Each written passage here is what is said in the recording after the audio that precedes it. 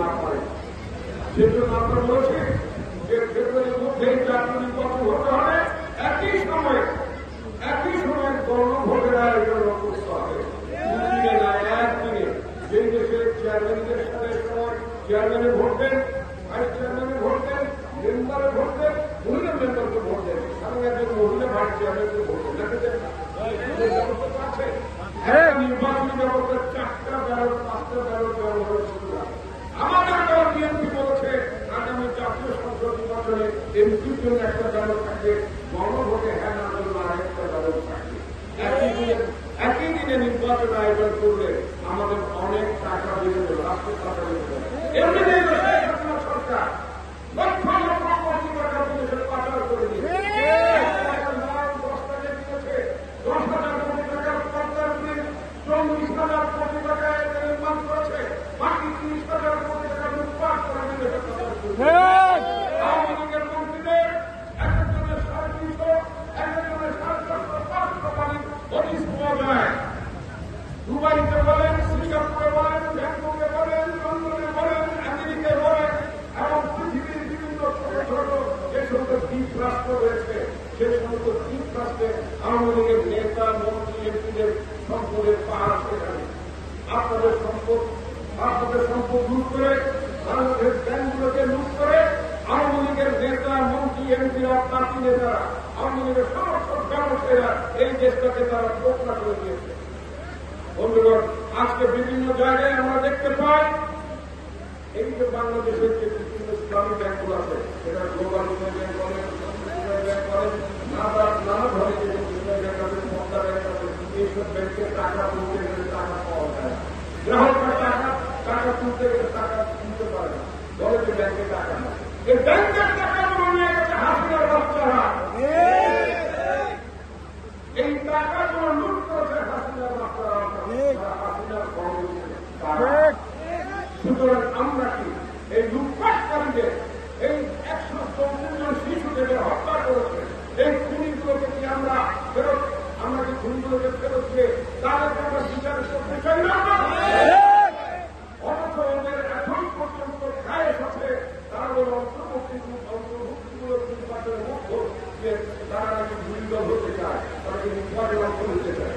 তোমাদের মানুষ হত্যা করেছ, তোমাদের শিশুদের হত্যা করেছ, তোমাদের ব্যাংকের টাকা লুট করেছ, সমাজে অনাচার করেছ। 15 বছর তোমরা নির্বাচন না দিয়ে গায়েব করে ডাকাতের মতো তোমরা এমপি থেকে বসেছিলে, ডাকাতের মতো তোমরা নিজেদেরকে মন্ত্রী ঘোষণা করেছিলে, ডাকাতের মতো তোমরা নিজেদেরকে প্রধানমন্ত্রী স্পিকার করেছে। জনগণকে তোমাদের ভোট দিয়েছে, তোমাদেরকে ভোট দেয়নি।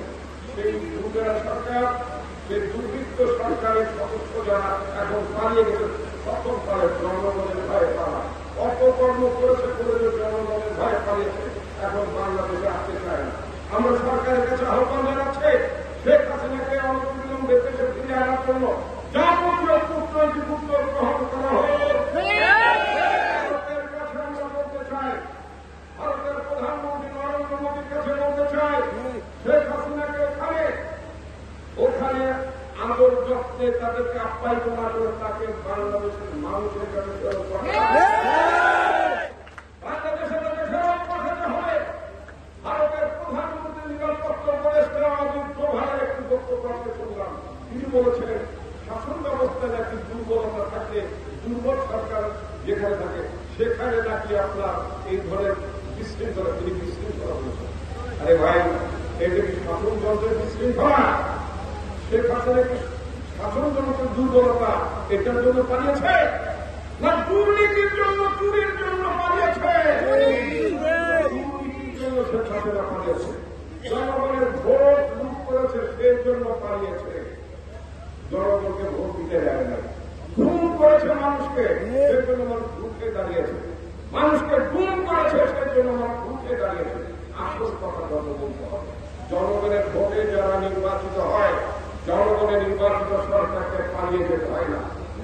জনগণের নির্বাচিত সরকার কখনো পালিয়ে যায় না। চোরের মতো, ডাকাতের মতো পেছনের দরজা দিয়ে আসবে। জনগণ যখন উঠে দাঁড়া কি করে, ডাকাত আবার নিজেরাই পালিয়ে যায়। আবার ডাকাত যখন ঢুকে পড়ে তখন ঘরের মানুষ, ঘরের মালিক তারা অসহায় জিম্মি হয়ে যায়। 15 বছর ডাকাত আমাদেরকে জিম্মি করে রেখেছিল। এবার জনগণ তাদেরকে রুখে দিয়েছে, জনগণ তাদেরকে দেশ থেকে বের করে দিয়েছে। সুতরাং ওই চোর, ডাকাত, বদমাস, লুটেরাদেরকে বাংলার জমিনে আমরা কখনো ফিরতে দেব না। ফেরাবো, তবে তাদেরকে বিচার করার জন্য, তাদেরকে ফাঁসিতে ঝোলার জন্য অন্য কোনো সংখ্যায় না। নির্বাচন হতে হবে। বাংলাদেশের ভবিষ্যতে যে পার্লামেন্ট, সেই পার্লামেন্টে আপনাদের যে আগের মতো লম্বতন্ত্রের মাঠে এমপি লাগবে লাগবে না। ওইসব এমপি যে লম্বক হয়, এমপিতে কোনো কাজ হয়? কোনো কাজ হয় না। ব্যবসায়ী এমপি দিয়ে কাজ হয়? কাজ হয় না। কেন হয় না? তারা তো নিজের ব্যবসা বাণিজ্যে ব্যস্ত থাকে। এই জন্য আমরা বলতে চাই, জনগণের এমপি চাই, জনগণের পক্ষে কথা বলার মতো এমপি চাই। এই যে কথাগুলো বলছি জনগণের পক্ষে, এইভাবে কথা বলার মতো সাহসী মানুষ চাই। কাজ করা, তাল দিয়ে চলা। আওয়ামী লীগের তোদের পোলাপানে বলে কিসের নিচে থাকে না, লুঙ্গির নিচে বলে। ওই যে আওয়ামী লীগের লুঙ্গির নিচে আরো কিছু নিচে থেকে যারা গত 15 বছর পার করছে, নিজেদের ব্যবসা বাণিজ্য বাড়িয়েছে, এই সমস্ত লোকজনকে আপনারা পালিয়েছিলেন না? মামলা মোকদ্দমা সহ্য করেছেন, কারাগারে গিয়েছেন, নির্যাতনের সম্মুখীন হয়েছেন আপনারা। আর কিছু মানুষ যারা কারাগারে যেতে চায় না, কারাগারে কেউ কেউ যেতে পারে, নিজেদের দুর্নীতির কারণে কারাগারে যেতে চায় নাই, মামলা করতে চায় নাই, আওয়ামী লীগের সাথে তাল গোল দিয়ে লাইনে তাদের করে চলে চলেছে। তারা এখন তাদেরকে কি আপনারা গ্রহণ করবেন? আমার সাথে যারা ঘুরবেন, মেহরবানি করে আমাকে বলে দিয়েছে, মাঝখানে টিপার চাপায় করে দিয়ে একটা আওয়ামী লীগ ঢুকে পড়ে, আমাদের বলে দেবেন ভাই ও দুইটা আওয়ামী লীগ, আমি আস্তে করে বের করে দেবো। ঠিক আছে?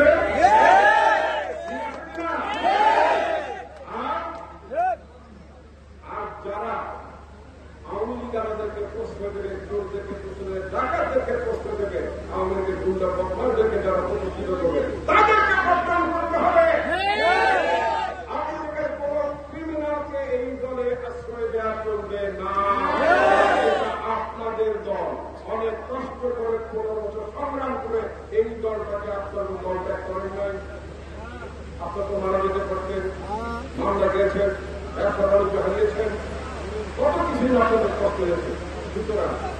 সুতরাং আওয়ামী লীগকে আশ্রয় দানকারী, প্রশ্রয় দানকারীকে আপনারও ভবিষ্যতে আশ্রয় দেবেন না, আর প্রশ্রয় দেবেন না। আগামী ফেব্রুয়ারি নির্বাচনে একটি কথা, যারা আমাকে সমর্থন করেন, যারা আমাকে ভালোবাসে, তাদের উদ্দেশ্যে একটা কথা বলতে চাই। আমাদের এখানে এবার নিজেদের এলাকার কথা বলছি, আমাদের এখানে আমি সহ আরো একাধিক প্রার্থী আছে। গণতান্ত্রিক ব্যবস্থা একাধিক প্রার্থী থাকবে, এটাই তো স্বাভাবিক।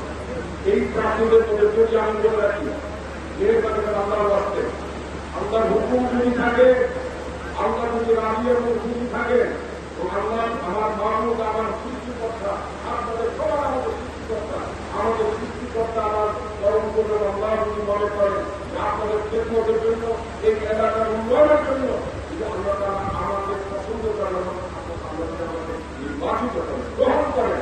আর এরপর শুরু থেকে যে আমার পার্টি আমার কাছে যদি ধানের শীতের মার্কা তুলে দেয়, তাহলে একটা অনুরোধ থাকে আপনাদের, মেহরবানি করে কেউ মুক্তি খাবেন না। বলবেন যে আপনি মনোনয়ন পদ্ধতি পান, মুক্তি করেন,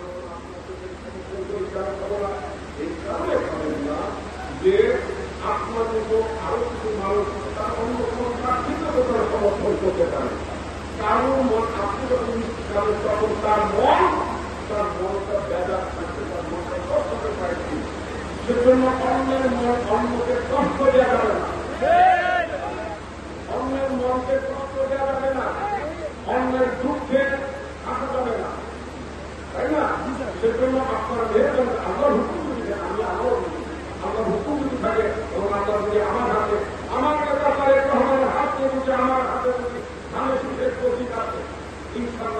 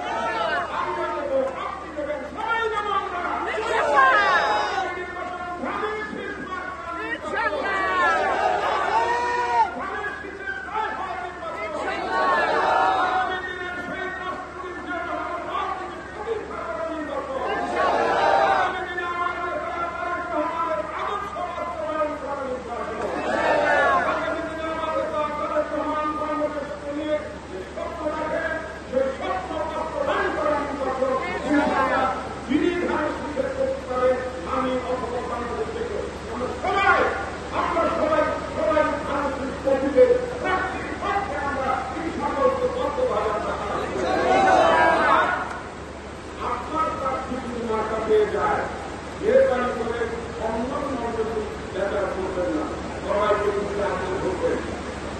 ইনশাআল্লাহ অনেক প্রাকৃতিক দুর্যোগ আত্মদরিদ্রতা কামনা কথা হলো বাংলাদেশে এই হোক এখানে অনেক অনেক অনেক অনেক উন্নয়ন হওয়ার সুযোগ ছিল। কারণ আমাদের এই মুন্সিগঞ্জটা এখানে ঢাকার পার্শ্ববর্তী জেলা, এই পার্শ্ববর্তী জেলা এই জেলাগুলো অনেক উন্নয়নের ছিল, কিন্তু আমাদের এখানে সেই সম্ভাবনা নেতৃত্ব না থাকার কারণে আমরা উন্নয়ন করে শেষ করতে পারিনি।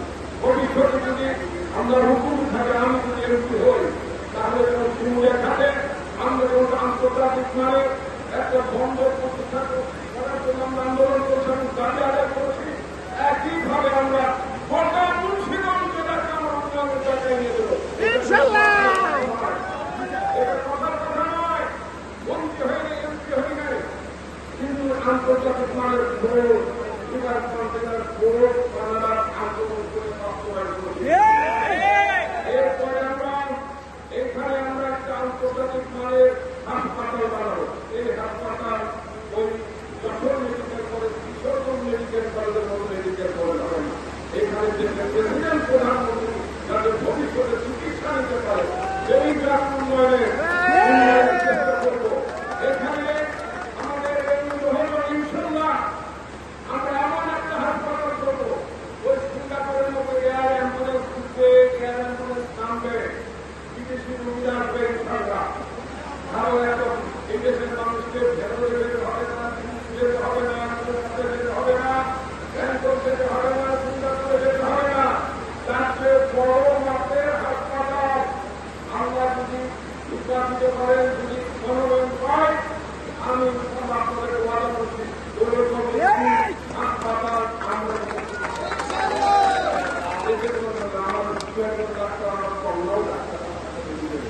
সুতরাং মেডিকেল নিয়ে আমাদের অনেক উন্নত চিন্তা ভাবনা।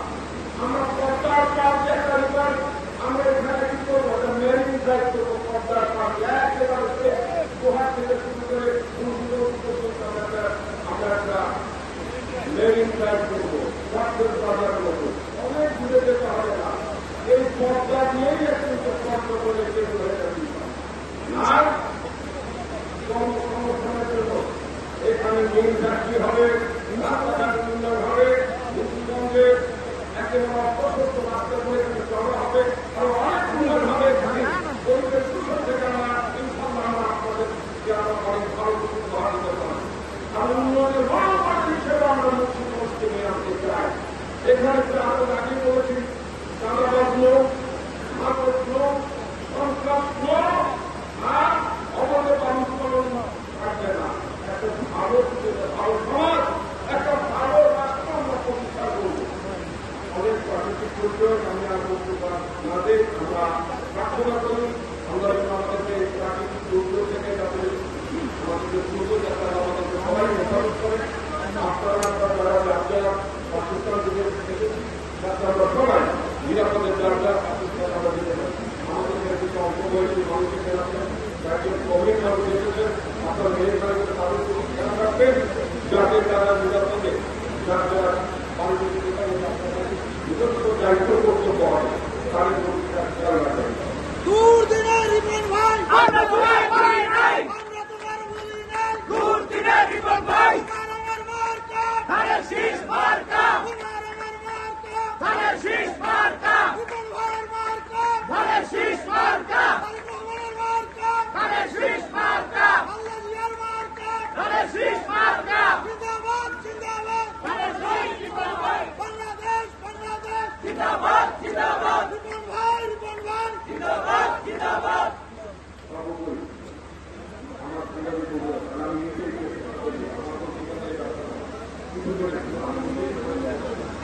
আমার প্রাকৃতিক দুর্যোগ অপেক্ষা করে যারা তাদের প্রতি আমার